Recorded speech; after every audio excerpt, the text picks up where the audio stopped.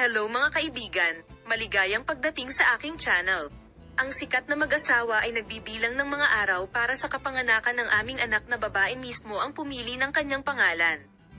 Sina Engin Ecurek at Tuba Buyak Ustan ay nag-usap tungkol sa kaligayahan na kanilang naranasan, ang kanilang relasyon na nagsimula sa isang mahusay na pag-ibig, at ang kanilang mga sandali ng bakasyon kasama ang sikat na mag-asawa, na nagbibilang ng mga araw upang salubungin ang kanilang anak na babae, na ang kagalakan ng Eid ay nadobel sa kaguluhan ng ang kanilang paparating na sanggol.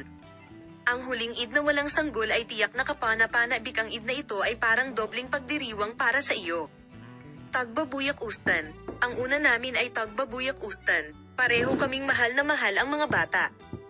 Lalo na ang pagkakaroon ng anak na babae ay pareho sa aming pinakamalaking pangarap. Ang katotohanang nangyari ito ay walang kulang sa isang himala para sa atin. Salamat sa Diyos, nais kong hawakan ka sa aking mga bisig para sa iyong kalusugan at oras. Hindi ko masimulang ilarawan ang excitement at enthusiasm na nararamdaman ko. Engin Ecurek, sa totoo lang, pakiramdam ko ito ang una naming bakasyon kasama ang aming anak na babae. Hindi ako makapaghintay na hawakan siya sa aking mga braso sa lalong madaling panahon. Malapit na, nais kong yakapin mo si Dat nang nasa mabuting kalusugan. Going back to your childhood, anong klaseng Eid memories ang nasa isip mo?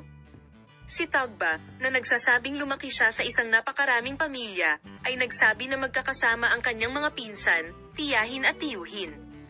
Ang bawat holiday sa aking pagkabata ay hindi malilimutan para sa akin.